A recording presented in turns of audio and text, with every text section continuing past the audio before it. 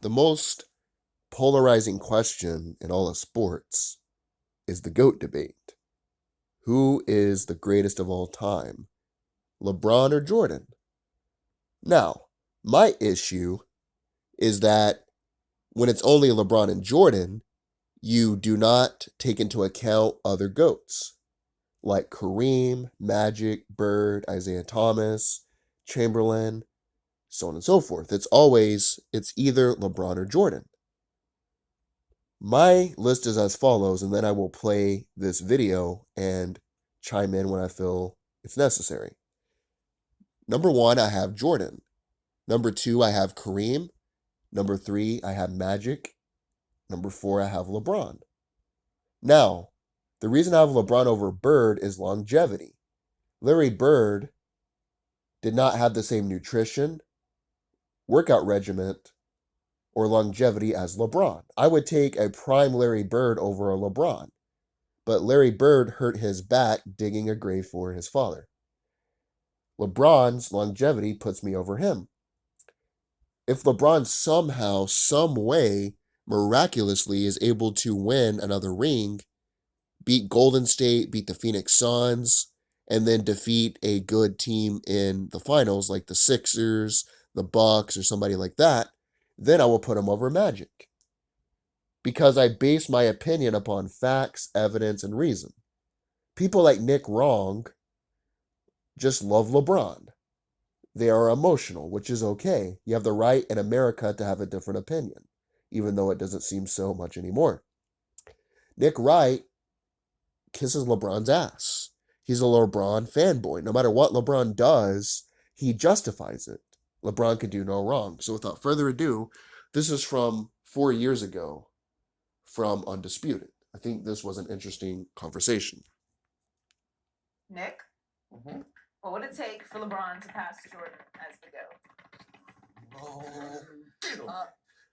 All right, so if we're talking about accomplishments, he needs at least a couple more rings, probably one more MVP. But if we're talking about accomplishments, Jordan's not the GOAT. It's Kareem. And if it's not Kareem, it's probably Russell. So we're not really talking about accomplishments. Well, if you want to go based upon the stats argument, Wilt Chamberlain had the record for most points in a game at 100. Wilt Chamberlain had the most points averages. Before Wilt started to defer to his teammates, he averaged 50 points a game. Now, Wilt ended up averaging 30 for his career, tying with Jordan for the highest career average.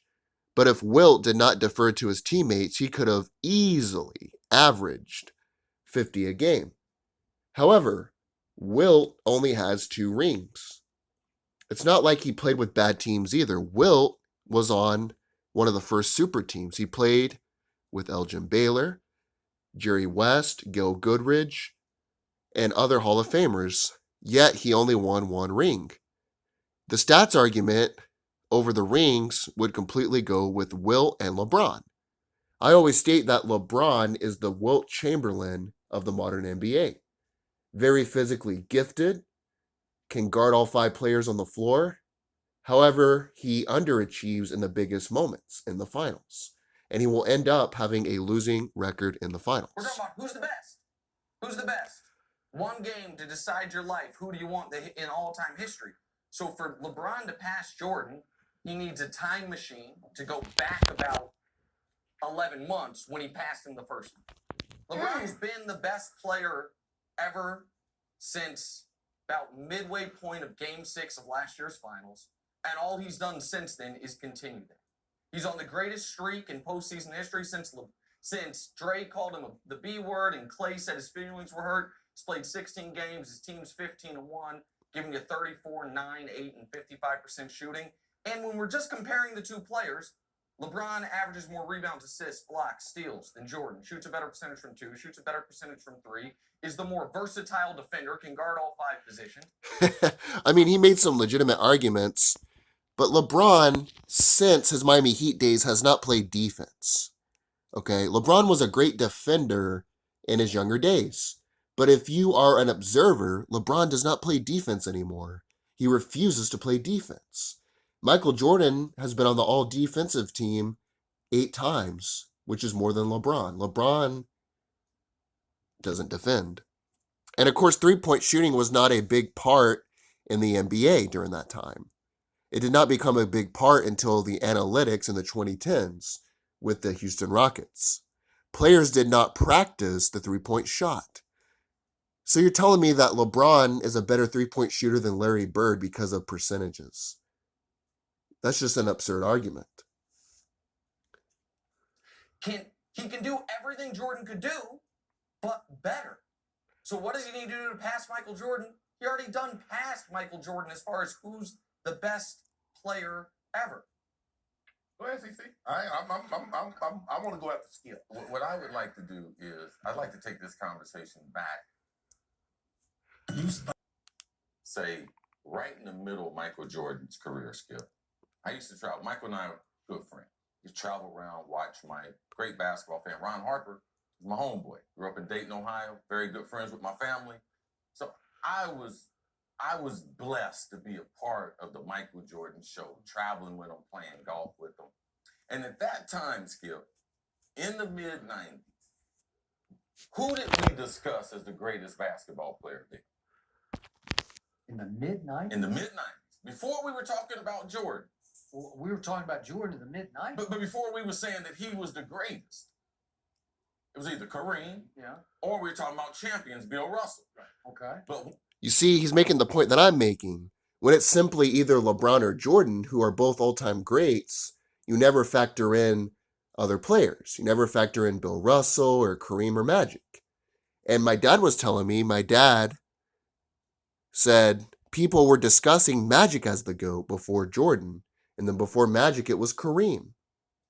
All I'm saying is you have to evaluate every player and form your conclusion based upon evidence. If you just compare Jordan and LeBron, you're not factoring in other players. once Michael came, they knew he couldn't pass Russell. So they started looking at Michael in a different category compared to the other greats, even Elgin Baylor, Oscar Robinson. So they changed it.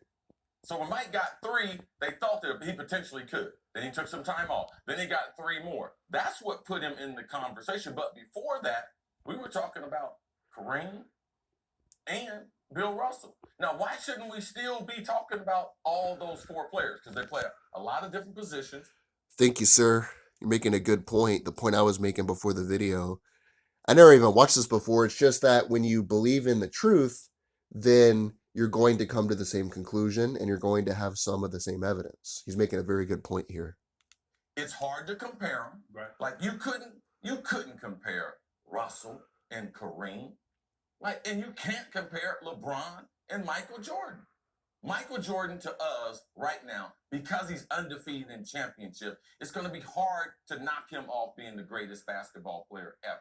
I've said on countless occasions, if you're the GOAT, there's a big, wide gap between number 1 and number 2, number 1 and number 3, number 1 and number 4. If you're the GOAT, you've got to produce on the largest stage. In the 2011 finals, LeBron was the 3rd leading scorer on his team. He averaged 17 a game. Dwayne Wade averaged 26. LeBron never in any single game led his team in scoring.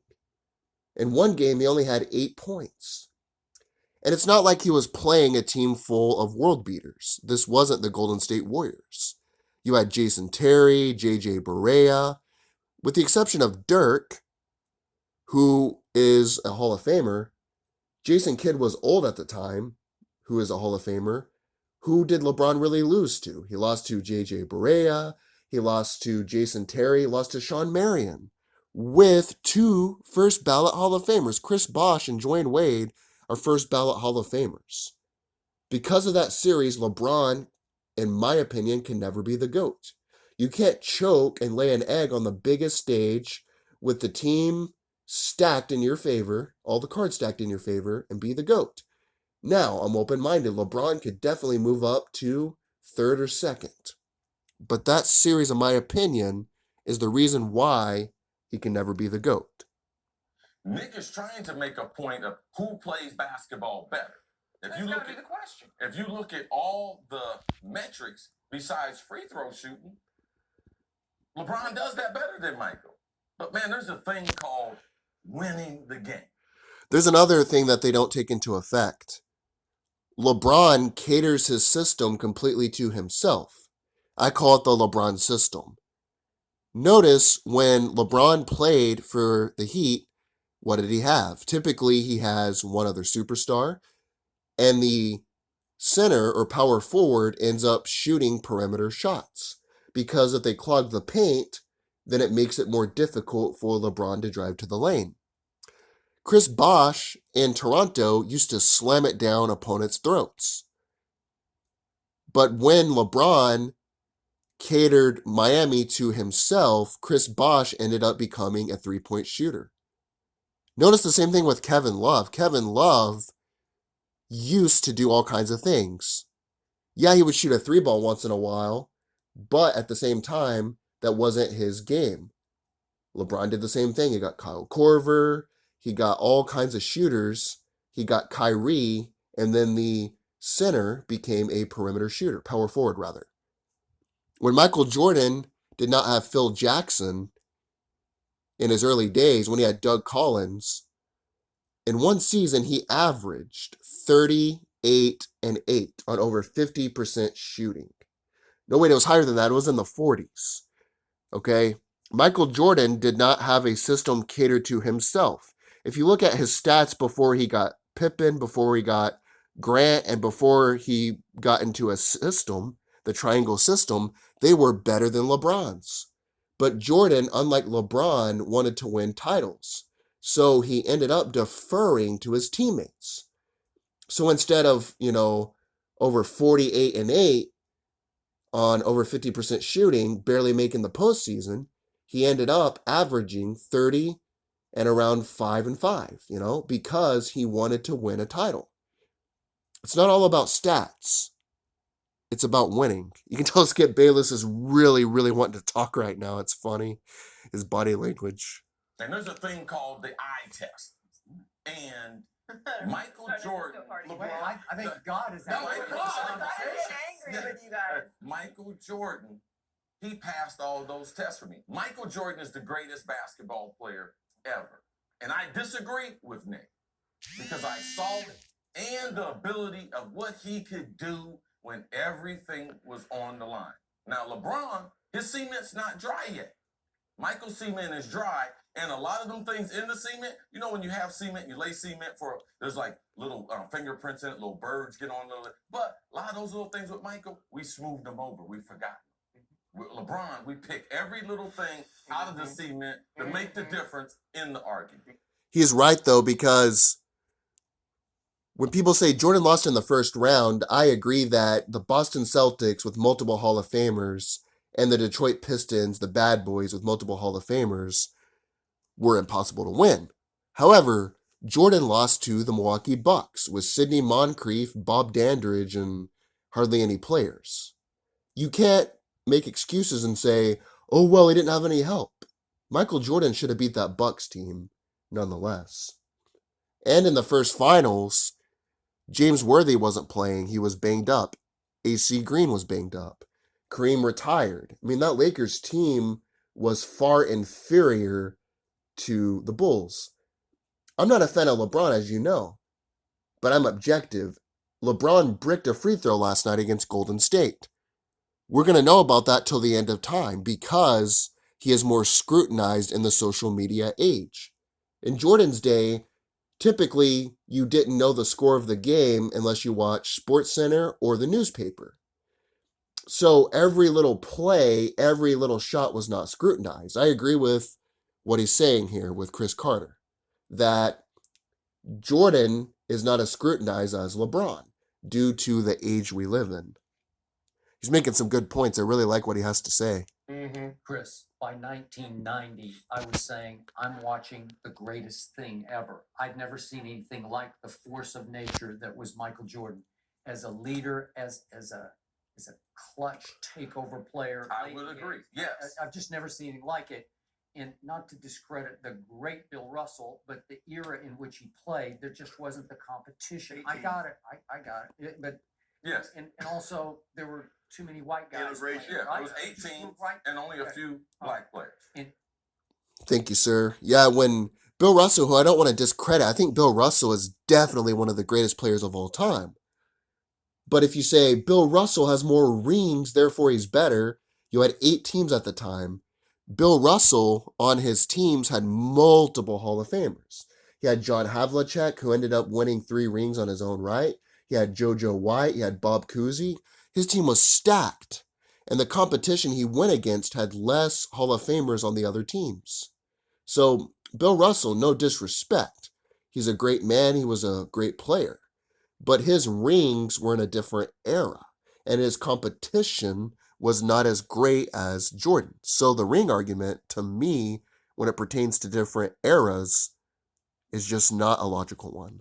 Kareem needed Magic to take him over the top because Kareem wasn't the leader of the franchise, the face of the franchise.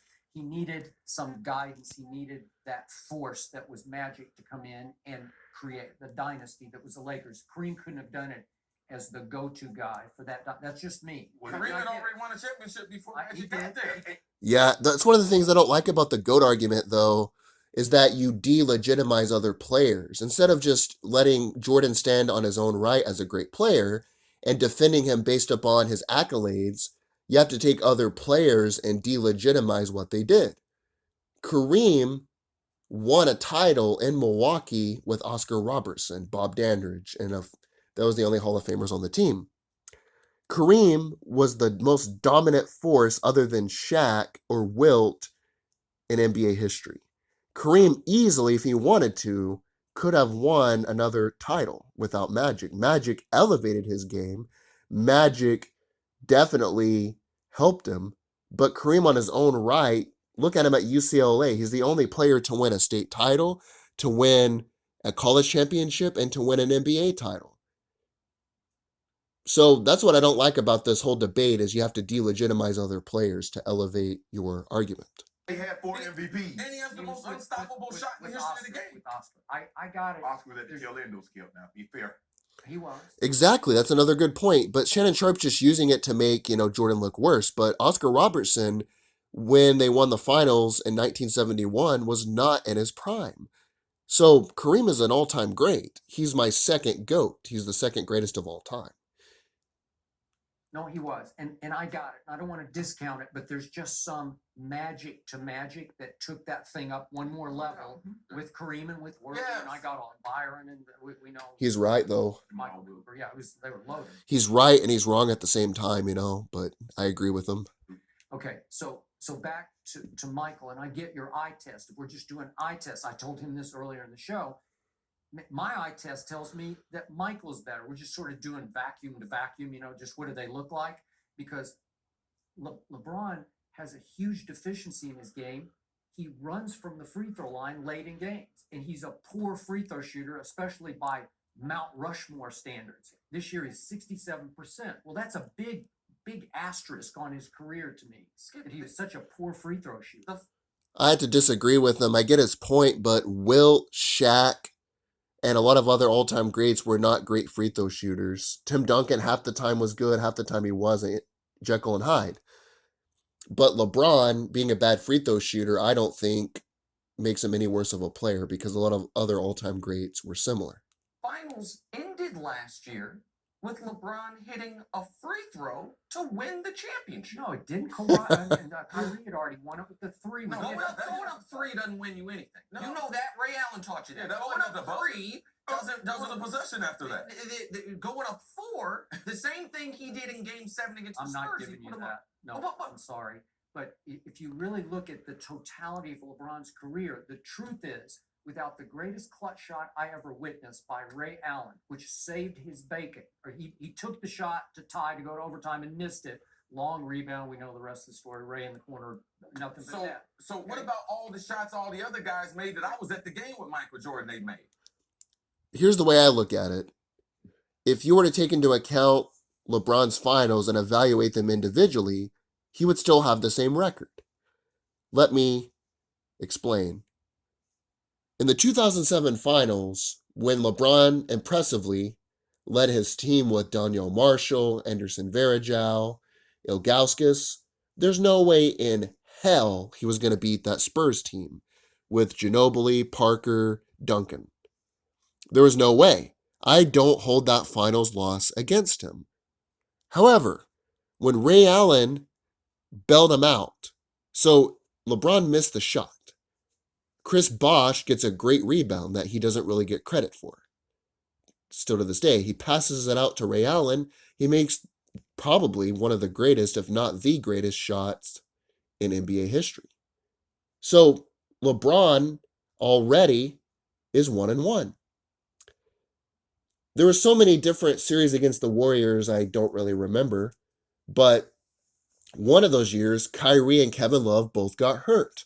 I don't count that loss on LeBron. There's no way he was going to win that series. However, in the Mickey Mouse bubble, LeBron beat garbage teams with Anthony Davis. The Houston Rockets were not a great team. The Miami Heat, think about this. With Jimmy Butler, Bam Adebayo was hurt in some of that series.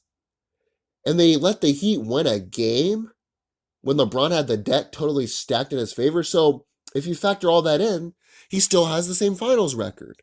I don't hold some of the losses against him, but some of his wins are due to other factors other than himself, which would still mean that he was 2-2 in the finals. And then his record would end up being exactly the same. I was there when Kerr made the shot, when Paxton made the shot. Did LeBron call them over in a timeout before that last possession and say, I'm going to feed you the basketball and you are going to make this shot? No. Another thing is that the Heat were on the brink of elimination when Paxson hit that shot. When Kerr hit that shot, the Chicago Bulls were leading the series. And if they would have missed those shots, they would have went to another game. Ray Allen's shot was do or die. He didn't. Yeah, Jordan made the best basketball play. Actually, he did. Because if you go look at the footage, he tells Ty Lue, he points at Kyrie and says, let Kyrie take the shot. I'm talking about the Ray Allen shot. No, I'm talking about the shot. Look, because here's the thing. This is what we keep doing, and everybody keeps doing this. LeBron James is the only guy allowed to have teammates to do their job. Yeah. I agree with that argument as well. I mean, Jordan had good teammates. He had Horace Grant, he had Rodman, and they knew their roles and they did their jobs. Especially in the later finals, Rodman and Pippen would guard the best player. So Jordan had more energy for the defensive end. Whenever LeBron makes smart plays to his teammates, people criticize him. I remember in a playoff series, when LeBron was double teamed in the post, he passed the ball out to Kyle Korver, who that year was shooting over 40% from three, and he missed it. And people were critiquing LeBron for using his teammates. You know, they don't talk about when Jordan used Kerr or Kukoc or John Paxson. I agree with Shannon Sharp's argument. See, I don't have to delegitimize all these players to make my argument. You see, Ray Allen make that shot, he bailed him out. Robert Ory, who did Robert Ory bail out with all those threes he made? And don't nobody say nothing about the Lakers, about James Worthy going off in the finals. 36, 10, and 10, and he was the finals MVP. All Okay, facts. If Draymond doesn't call LeBron the B word to his face so audibly that Kiki Vandeweghe could hear it in the third row, and Draymond doesn't get suspended for Game 5, what happens last year in that season? Well, I don't know. That's something you never do as another man, especially when you're an alpha male. You do not call another man a bitch. You never do that. That's totally and utterly disrespectful. If you do that shit in jail, what happens? You know, I remember they called this man a bitch. This dude beat the shit out of this guy. That's something you don't do. You do not call someone else a bitch. It's just totally disrespectful as a man, especially a man as accomplished as LeBron. Because they won that game by, I think, 17 points. And if Draymond makes a 17-point difference, God bless him. But LeBron scored 41 in that game. And then in the next game, when Draymond was back, he scored 41 again. I mean, I agree with him. It's funny how his voice gets so high when he's defending LeBron. He's like, in this series. But I do agree. I mean, Draymond Green did not make a 17-point difference. Draymond Green being suspended and Curry being banged up did make a difference. But you got to give LeBron credit. Beating the 73-win Warriors was an accomplishment, one of the greatest finals wins of all time. But he also had one of the greatest finals losses of all time, which ends up balancing the boat. And then in the next game, he had a triple-double in Game 7 of the finals. How's he know all those stats, though? Like, he's so infatuated with another man, he knows all the stats off the top of his head. It's funny. He had a triple-double. I could see him saying, in 2016, on April 24th, LeBron had 34 points, 10 rebounds, and 17 assists against the Atlanta Hawks on a Thursday night on TNT. I agree. It's just funny how he's so infatuated with another man. It wouldn't surprise me if he was on the payroll of Clutch Sports. Couldn't play in either of the last Okay, two and games. Bogut was so valuable, he got bought out by the team after he was released by He the was the Warriors rim this year. protector. Okay, but so can we be fair about what we do here? Because you listen, Ray Allen did hit the biggest shot in NBA history. It came after LeBron James propelled one of the biggest fourth quarter comebacks in an elimination game of the final. He really did, though. People don't take that into effect that LeBron did have a hell of a fourth quarter. People don't take that into effect. And without him on the court, they wouldn't have had the opportunity in order to have had that shot made. In NBA history, and that didn't win. And that didn't win the series. He had a triple-double. And then there was Game 7 where LeBron, who the big knock on LeBron is, can he be a killer? How did Game 7 of those finals end? It ended with Tim Duncan missing a shot and LeBron coming down and scoring his 36th and 37 points to ice the game. He knows over the top of his head. I knew he had a great fourth quarter, but he just knows LeBron James this year had this many points and this many assists. This guy cracks me up. He's making some valid arguments, though. Had to give it to him. Really good, and my Spurs were really bad in that game because they were psychologically devastated. Okay, what about those finals? Because I was at most of them with Michael Jordan. Those teams weren't great. Not Michael's team,